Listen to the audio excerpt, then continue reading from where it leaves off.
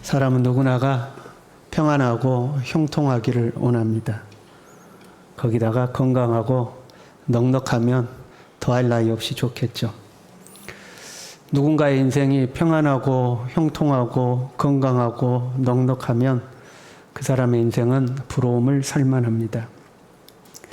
그럼에도 우리는 기억해야 합니다. 우리의 인생이라는 것이 평안하고 형통하고 넉넉하고 건강하고 그렇게 사는 것이 우리의 인생의 목표는 아니라는 겁니다. 목표를 향해 가는 것이 평안하고 형통하면 좋겠죠. 그러나 평안하고 형통하는 것 그 자체가 목표는 아닙니다. 명절을 맞이해서 고향으로 가요. 고속도로가 안 막히고 아주 형통하고 어려움 없이 평안하게 또 가족끼리 웃으면서 잘 갔어요.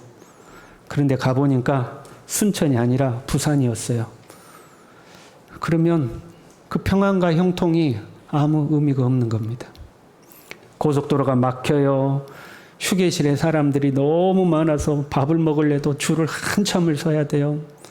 그 명절에 TV에 보니까 70년대에 고향 내려가는 이 풍경들이 보여주더라고요. 서울에서 해남 가는데 이틀 걸렸답니다. 그래가지고 차에 아예 음식을 싸가지고 가가지고 가다가 길가에 멈춰가지고 브루스타 켜가지고 밥 해 먹으면서 그렇게 갔다고 그러더라고요. 그렇게 가더라도 순천에 도착해야 될 줄로 믿습니다. 아무리 고생하고 가도 아무리 힘들게 가도 목표한 지점에 정확하게 도착을 해야 되는 거죠. 우리의 삶이 평안하고 형통하면 좋겠지만 삶이 그렇게 쉽지만은 않습니다. 고난도 있고 어려움도 있고 원치 않는 문제가 찾아오기도 합니다. 이 땅의 삶이라는 것 자체가 그런 것 같아요. 그래서 생로병사라는 말이 있잖아요. 태어나서 늙고 병들어 죽는다 하는 거죠. 생로병사. 누구나가 그러한 인생을 경험하게 됩니다. 그럼에도 불구하고 우리는 병이 들지라도 늙을지라도 문제가 있을지라도 하나님이 정하신 목적지를 향하여 가는 것이 중요한 겁니다. 그것을 잊어버리면 안 됩니다. 여호수아서는 여호수아를 향한 하나님의 언약으로 시작을 했습니다. 여호와의 말씀을 지켜 행하라. 그리하면 네가 어디로 가든지 형통하리라. 그것이 하나님이 여호수아에게 주신 약속이었습니다. 여호수아는 이 약속의 말씀을 믿었습니다. 그리고 하나님의 명령에 순종했습니다. 그래서 지금까지 형통한 길을 걸었습니다. 하는 일이 다 잘 풀렸습니다. 가나안의 초롱성이라고 불리우는 여리고성도 쉽게 무너졌습니다. 이까지 그 성이 그냥 몇 바퀴 돌고 와 소리 지르니까 무너졌어요. 하나님께 순종할 때 하나님이 어떻게 역사하시는지를 경험시켰습니다. 하나님의 백성들에게 경험을 시킨 거죠. 그리고 본문에 도달했는데요. 본문은 여호수아가 모세의 지도력을 승계한 이후에 처음으로 실패한 경험을 기록하고 있습니다. 여리고를 정복하고 나서 그 다음 성인 아이라는 성, 말 그대로 이름도 아이예요. 조그만 성이었나 봐요. 성을 정탐꾼을 보냈습니다. 정탐하고 와서 다 올라갈 필요 없습니다. 저 성은 작고 숫자도 얼마 안 되니까 한 2-3천 명만 올라가도 충분합니다. 다 올라갈 필요 있습니까? 그래서 2-3천 명의 군사가 출병을 했습니다. 그런데 이게 웬일입니까? 전쟁에서 패하고 36명이 전사했습니다. 가장 충격을 받은 사람은 여호수아였습니다. 장로들과 함께 옷을 찢고 여호와의 언약궤 앞에 엎드려서 티크를 머리에 뒤집어 쓰고 날이 저물도록 있었습니다. 36명이 전사한 것도 충격이었지만 여호수아의 충격은 다른 곳에 있었습니다. 9절에 보니까요. 가나안 사람과 이 땅의 모든 사람들이 듣고 우리를 둘러싸고 우리 이름을 세상에서 끊으리니 지금까지는 가나안 주민들이 이스라엘 백성들이 가나안에 온다는 소식을 듣고 간담이 녹아 흘렀습니다. 자신들 스스로 무서워서 벌벌 떨고 있었습니다. 그런데 이제 아이성에서 우리가 패했다는 소문이 쫙 퍼질 텐데 그러면 이 가나안 주민들이 아이고 저것들 별거 아니네. 아이성도 못 이겼다네. 우리도 용기를 내서 싸우면 능히 이기겠네 하고 그들이 목숨을 걸고 의기투합해서 우리와 싸우지 않겠습니까? 그러면 우리가 패하지 않겠습니까? 그게 염려가 된 거죠. 더 나아가서 주의 크신 이름을 위하여 어떻게 하시려 하나이까? 이렇게 되면 하나님은 뭐가 됩니까? 하는 거. 여리고 전쟁에서 승리하듯이 손쉽게 앞으로 여리고 땅을 다, 이 가나안 땅을 다 정복해 갈 줄 알았는데 아이성에서 패했다는 소문이 퍼지고 이제 앞으로 전쟁도 힘들어질 것이고 저항은 극심해질 것이고 그러다 보면 하나님의 이름은 엉망이 될 것이고 여호수아는 그게 너무 걱정이 되는 거예요. 엎드려 있는 여호수아에게 하나님은 이 아이성의 실패가 어디에서 시작되었는지를 말씀하십니다. 11절에요. 이스라엘이 범죄하여 내가 그들에게 명령한 나의 언약을 어겼으며 이스라엘이 범죄하여 언약을 어겼다 이렇게 됐어요. 언약이란 약속을 말하는 거죠. 어떤 약속이었죠? 나의 명령을 지켜 행하라. 그리하면 어디로 가든지 형통하게 해주겠다는 거예요. 이 하나님의 언약을 어겼다는 거예요. 하나님의 명령을 어긴 거죠. 어떤 명령이죠? 6장 18절에 보면 여리고 전투 앞에 이렇게 여호수아가 명령합니다. 너희는 온전히 바치고 그 바친 것 중에서 어떤 것이든지 취하여 너희가 이스라엘 진영으로 바치는 것이 되게 하여 고통을 당하게 되지 아니하도록 오직 너희는 그 바친 물건에 손대지 말라. 하나님 앞에 온전히 바친 물건을 손대지 말라는 거였어요. 그런데 그들이 온전히 바친 물건을 가져가고 도둑질하며 속이고 그것을 그들의 물건들 가운데 두었느니라. 하나님의 명령을 어겼다는 것. 지금까지 이스라엘이 형통한 길을 걸었던 것은 하나님이 시키는 대로 했기 때문에 그랬습니다. 요단을 건너라고 하면 건너고요. 적진을 앞에 두고 할례를 행하라고 그러면 할례를 행하고요. 유월절 지켜라 그러면 유월절을 지키고요. 성을 돌아라 그러면 성을 돌고요. 조용해라 그러면 조용히 하고요. 소리를 질러라 그러면 소리를 질렀어요. 상식에서 벗어나는 명령들을 하나님이 하셨지만 하나님을 신뢰함으로 순종했고 순종하면 하나님은 그 약속을 지켰어요. 그런데 이번에는요. 하나님의 명령을 어긴 겁니다. 하나님의 약속, 어떤 약속이요? 명령을 지키면 형통하리라 했는데 그 명령을 어겼다 이 말이에요. 하나님의 명령을 따라서 제비를 뽑았어요. 유다 지파 세라의 중손 삽디의 손자 갈미의 아들 아간이 뽑혔어요. 아간을 추궁합니다. 너 무슨 짓 했냐? 하니까 아간이 사실을 실토합니다. 시날산의 아름다운 에투 한 벌과 은 200세겔과 50세겔 되는 금덩이를 감췄습니다. 하나님의 명령을 어긴 겁니다. 하나님은 분명 금하셨는데 그 어떤 것도 온전히 바친 것이기 때문에 너희들이 손을 대면 안 된다. 금하셨는데 그 하나님의 명령을 어긴 겁니다. 여러분 하나님이 왜 금하셨을까요? 6장에도 마찬가지고 7장에도 마찬가지고 온전히 바친 물건이라는 단어가 계속해서 반복나요. 온전히 바친 물건, 온전히 바친 물건. 이 온전히 바친 물건이란 하렘이라는 단어인데요. 금지된 물건 그런 말이에요. 우리에게 금지되었기 때문에 하나님께 바친다는 의미예요. 그래서 금지함으로 봉헌된 것.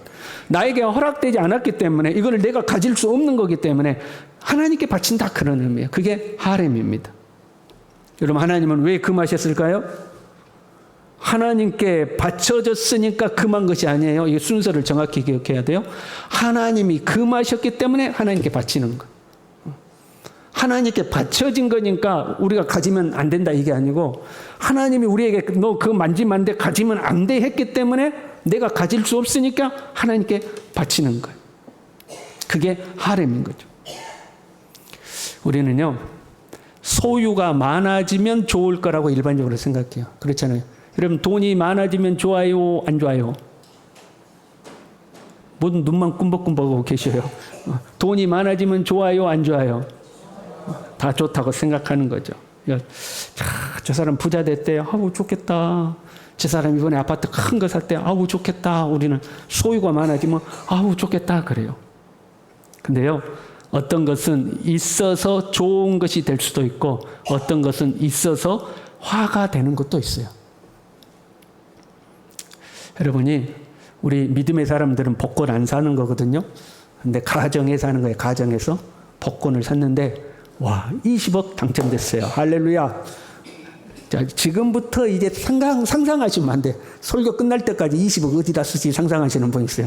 상상하지 마세요. 자, 20억 당첨됐어요.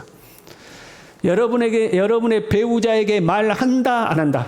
아내에게 나 20억 당첨됐어. 남편에게 나 20억 당첨됐어. 말한다, 1번. 말 안 한다, 2번. 손 안 들겠구나, 2번은. 여러분, 말할 것 같아요? 안 할 것 같아요? 상당히 많은 수가 말하지 않는다, 그렇게 대답을 했어요. 여론조사를 한 게 있어요. 말하지 않겠다는 거예요. 말을 하긴 했어요. 여보, 나 20억 당첨됐어. 그 20억을 배우자와 공유한다, 안 한다? 내 통장에만 넣는다? 배우자 통장에도 같이 둔다? 어떻게 하실 것 같아요? 같이 둔다고 하신 분은 당첨이 안 돼봐서 그런 거야. 말을 하더라도 나는 남자니까 아내에게 그걸 안 준다는 거예요. 20억을. 내 통장에만 놔두고. 그래서 복권이 당첨되고 상당히 많은 부부가 다투고 갈등하고 결국 헤어지기도 한다고 그래요. 그 돈이 있으면 복이 될 줄 알았는데 오히려 화가 되는 사람들도 있더라 이 말이에요. 정말로 그것 때문에 기쁘고 행복하게 사는 사람들도 있는가 하면 오히려 그것 때문에 다투고 갈라지는 사람도 있는 거예요. 소유가 많아지는 것이 항상 복이 되는 것은 아니더라는 거죠. 6장 18절에요. 이렇게 말씀했어요. 너희는 온전히 바치고 그 바친 것 중에서 어떤 것이든지 취하여 너희가 이스라엘 진영으로 바치는 것이 되게 하여 고통을 당하게 되지 아니하도록 오직 너희는 그 바친 물건에 손대지 말라. 너희가 그것을 소유하면 너희에게 복이 되는 것이 아니라 너희가 고통을 당하게 되니까 그거 너희 가지고 가지 말라는 거예요. 그런데 아가는 그 물건을 소유했죠. 그래서 7장 12절에 보면요. 그들도 온전히 바친 것이 됨이라 이렇게 돼 있어요. 세상에서 하는 표현 중에요. 부정탄다라는 말이 있어요. 기독교적 용어는 아닙니다. 부정탄다라는 말은요. 정하지 않는 것을 내가 소유하면 나도 부정해진다 그런 의미죠. 정하지 않은 것을 내가 가지고 있으면 나도 부정해지는 거예요. 하나님께 바쳐진 것을 내가 가지고 있으면 나도 바쳐진 것이 된다는 거예요. 여기서 바쳐진다는 것은 긍정적 의미가 아니에요. 우리가 하나님 앞에 헌신할 때 주여 나를 주님께 바치나이다. 하나님 앞에 헌신한다는 바친다는 의미가 아니고 여기서 바친다는 이 헤렘이라는 것은 금이나 은이나 동이나 철이나 이런 무생물은 하나님의 곳간에 드리고 짐승이나 사람은 생명이 있는 것은 진멸하는 것을 의미해요. 그걸 하나님께 바친다고 표현하는 거예요. 그러니까 하나님께 바쳐진 것을 내가 가지고 있어서 내가 바쳐진 것이 되면 나는 진멸당하게 돼 있는 거죠. 그래서 하나님이 금하신 거예요. 내가 진멸당하지 않도록 나를 금하신 거죠. 하나님은요, 우리에게 해야 할 것과 하지 말아야 할 것을 가르치시죠. 먹어야 할 것과 먹지 말아야 할 것, 가야 할 것과 가서는 안 되는 것, 즐겨야 할 것과 즐겨서는 안 되는 것, 소유해야 할 것과 소유해서는 안 되는 것, 하나님 우리에게 그것을 명령하시잖아요. 그것은 다 우리를 위한 거라는 거예요. 하나님은 항상 우리에게 좋은 것을 주시는 분인 줄로 믿습니다. 하나님이 우리에게 허락하셨을 때는 그것이 우리에게 좋은 것이기 때문에 허락하신 거예요. 하나님이 우리에게 금하실 때는 그것이 우리에게 나쁜 것이기 때문에 금한 것이에요. 우리는 이 하나님을 신뢰해야 합니다. 그런데 아간은 하나님이 금하신 것을 훔친 거죠. 왜 훔쳤을까요, 아간이? 시날산 외투를 훔쳤다고 그랬어요. 이 시날산은 바벨로니아 지역을 말하죠. 창세기에 보면 이곳에 바벨탑이 세워진 곳입니다. 구약시대에 있어서 문화의 중심지요. 당시 세계 가장 부강한 지역 중에 한 곳이었어요. 그곳에서 나는 경제적으로나 문화적으로나 가장 번성한 지역에서 난 최고급 물건이라는 의미를 지니고 있어요. 시날산 외투, 그 말은 당대의 최고의 외투였다 이 말이에요.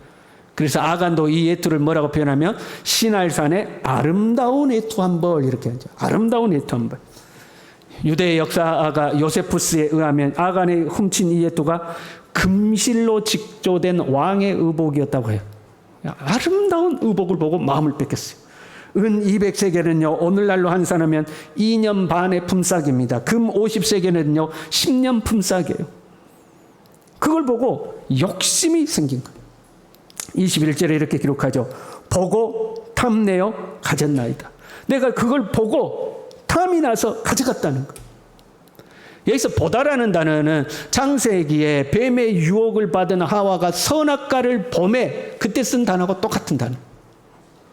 여러분, 보는 것이 중요해요.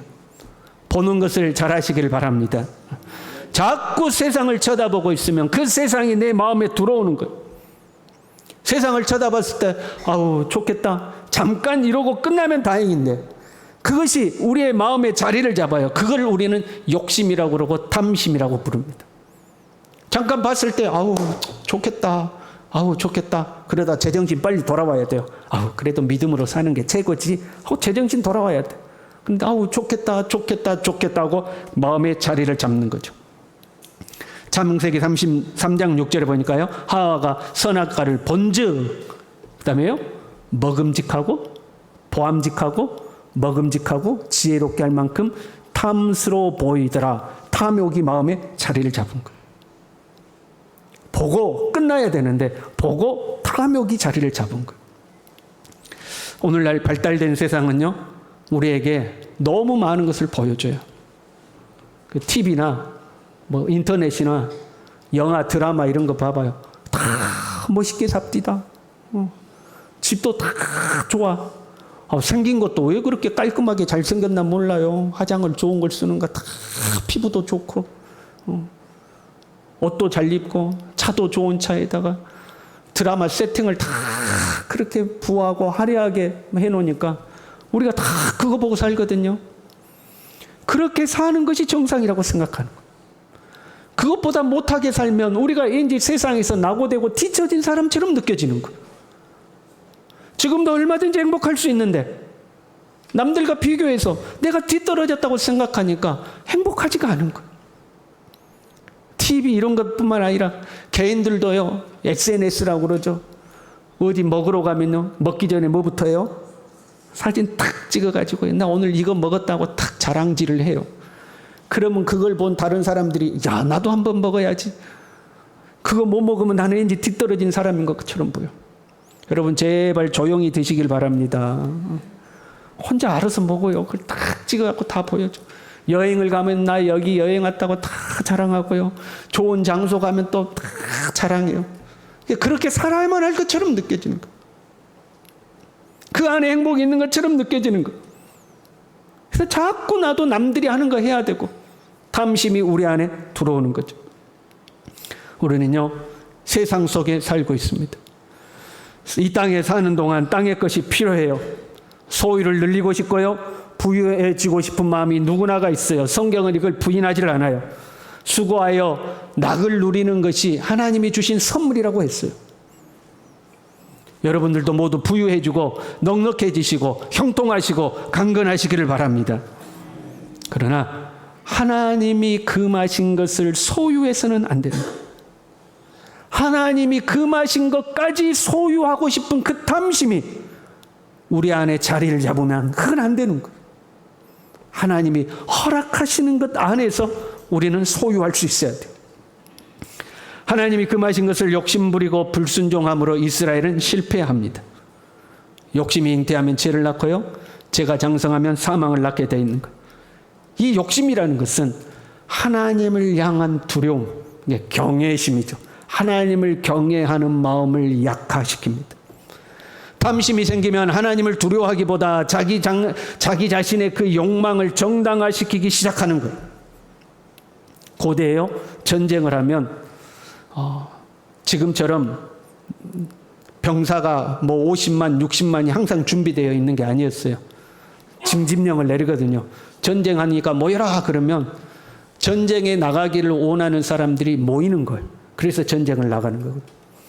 여러분, 전쟁을 하는데 왜 전쟁하러 자발적으로 나올까요? 전쟁 잘못하면 죽을 수도 있는데 이스라엘 12지파에 전쟁한다고 나팔을 불면 희망하는 사람들이 모이거든요. 그래서 어떨 때는 10만이 모였다, 어떨 때는 20만이 모였다 이러잖아요. 전쟁하러 왜 모일까요? 전쟁에서 승리하면 전리품이 생기기 때문에 그렇습니다. 전쟁에서 승리하면 나한테 주어지는 게 있어요. 그래서 전쟁하는 거예요. 이미 이스라엘은 요단을 건너기 전에 전쟁을 경험했습니다. 전쟁에서 승리하였고요. 거기에서 전리품을 얻기도 했습니다. 광야에서 이미 전쟁을 했어요. 민수기 31장에 보면 전리품을 나누는 기준도 정해져 있어요. 아간의 탐심은 전쟁에서 이겼으니 전리품을 챙기는 것은 당연하다고 스스로를 합리화하는 겁니다. 민수기 31장에 의하면요, 전쟁에서 승리했습니다. 전리품을 모으게 되면 전쟁에 나가서 싸웠던 병사들이 50%를 가져갑니다. 그리고 나머지 50%는 전쟁에 나가지 않는 일반 백성들에게 나눠줍니다. 병사들은 자기가 가져간 것의 500분의 1을 제사장들에게 냈습니다. 그리고 일반 백성들은 자기가 가져간 것의 50분의 1을 레위지파 사람들에게 나누어 줬습니다. 이게 전리품을 나누는 원칙이었습니다. 그런데 이 여리고 전투에서는 전부를 하나님께 드리라고 했습니다. 여호와의 곳간에 전부를 갖다 드리라는 거예요. 아간은 부당하다고 생각했을 수도 있습니다. 욕심은 하나님의 분명한 명령을 흐리게 만듭니다. 하나님은 분명하게 명령했습니다. 어떤 것도 손대지 말고 하나님의 곳간에 드리라. 그런데 아간의 욕심은 이거 너무한 거 아니야? 나도 고생했는데 이 정도는 가져갈 수 있는 거 아니야? 전부를 다 바친다고? 옛날에는 50분의 1, 500분의 1밖에 안 바쳤는데 전부를 다 바친다고? 이거 너무한 거 아니야? 그 욕망이 하나님의 명령을 흐리게 만드는 거죠. 하나님에 대한 두려움을 흐리게 만들어 버리는 겁니다. 하나님을 두려워하지 않는 것. 그게 욕심의 무서운 점입니다. 가만히 생각해 보면요, 여리고 전투에서 승리한 것만 해도 사실 감사한 일입니다.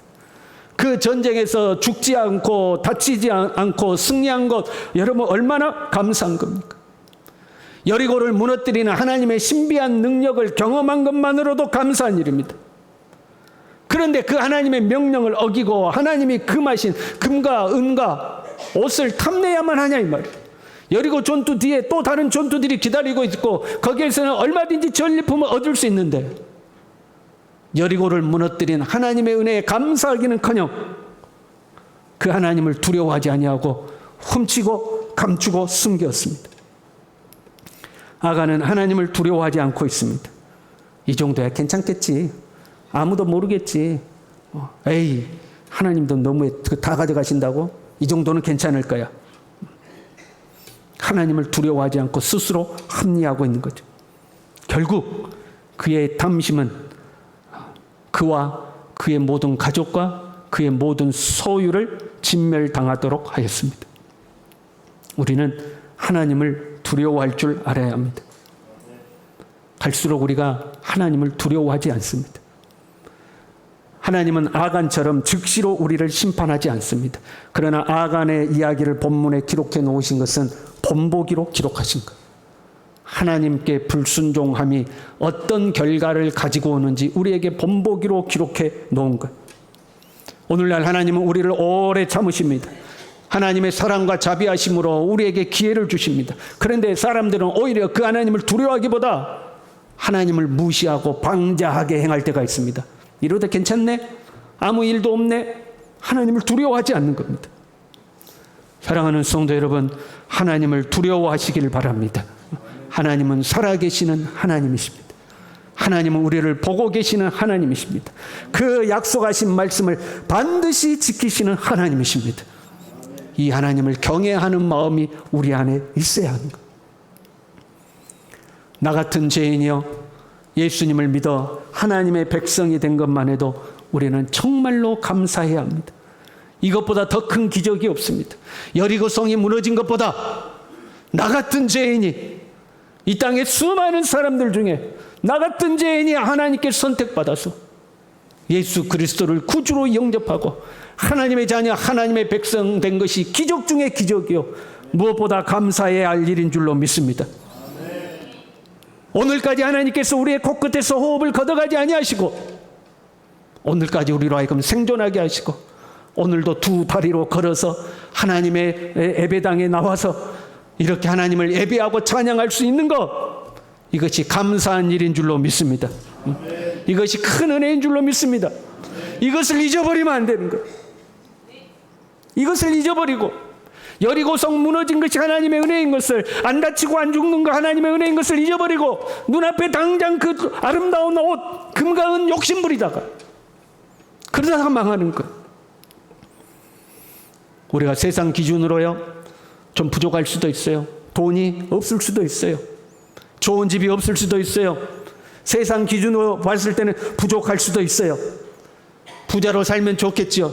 형통하면 좋겠지요. 건강하면 좋겠지요. 그러나 그리 안 될 수도 있어요.